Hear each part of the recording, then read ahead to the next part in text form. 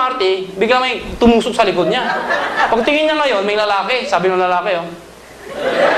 Sabi niya, Manong, yan payong mo tumutusok. Galit na galit. Eto na ngayon, takbo na naman MRT, takbo na naman. Pag preno MRT, tumusok na naman. Sabi niya, Manong, yang payong mo tumutusok. Sabi ng lalaki. Sabi ng lalaki, eto na ngayon, yung pangatlo, habang tumatakbo yung MRT, biglang gumaganon-ganon pa. Manong! Yung lalaki, dahil bumaba. Sabi ng babae, wala namang payong. Ano yung tumutusok?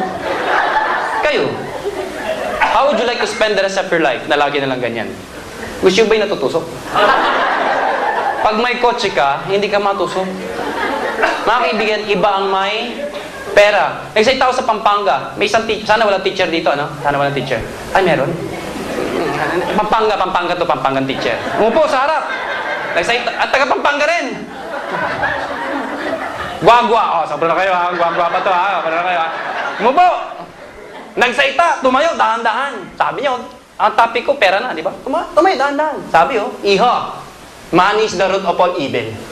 Sabayo ko, siya, nakakatakot, di ba? Mabuti, sabi ko, ma'am, I think the love of money. Tumayo ulit, iha, money is the most important thing in this world. Tatandaan mo yan.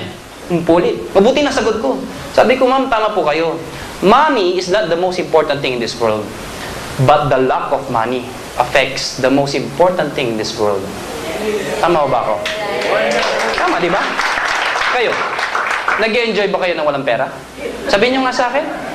Ay, pagising mo, grabe, power, walang pera! Sino sa inyo dito? Sino sa inyo nag-enjoy mag-tricycle araw-araw? Iba nasa tricycle, mahangin! Woo! Diba?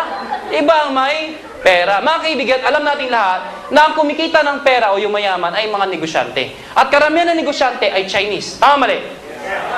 Pansinin nyo, bakit ang mga Chinese business-minded?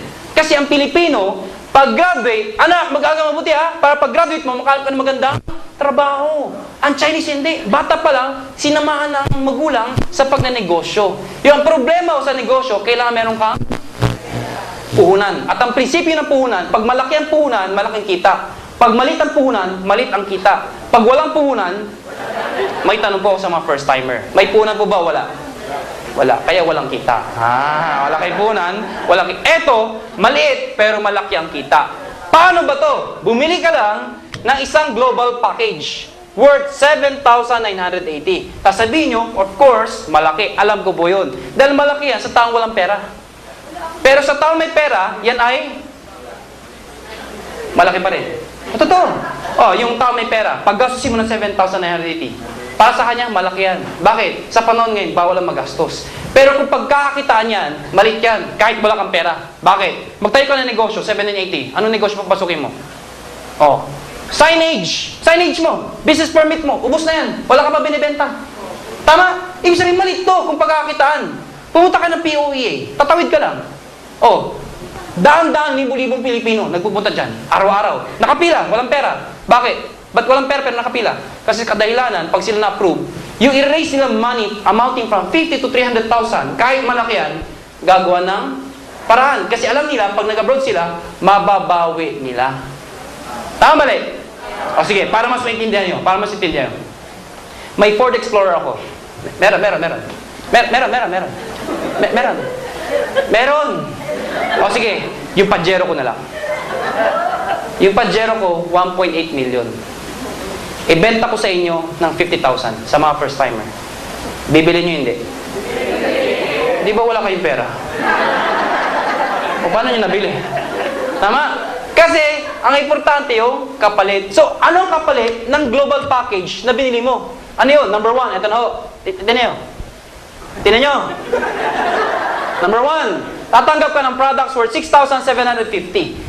84% ng binayaran mo, bumalik sa inyo. Tatanggap kayo ng isang box, global box, na may libreng hawakan. Yung hawakan, to follow. May 6 blister box sa loob yan. 6 na blister box. Ito po yung blister box. Meron kayong 6 na ganito. Okay? Ang isang ganito, laman, 30 vegetable capsules. Good for 1 month ang isa. Since 6 yan, good for 6 months. Ang pag-inom po, once a day. 1 capsule a day. Pag may sakit kayo, lalo na may edad na, tatasan mo yung dosage mo. 2 to 3 capsules a day ka na. Pero pag mamamatay na ho, ipalaklak nyo na, baka mahabol nyo pa. Ano ha? Namamatay na, lalaki mo na, baka mahabol nyo pa. Kaya nga tinawag siyang Alive. Nakuha niya? Kaya nga alive ang tawag eh.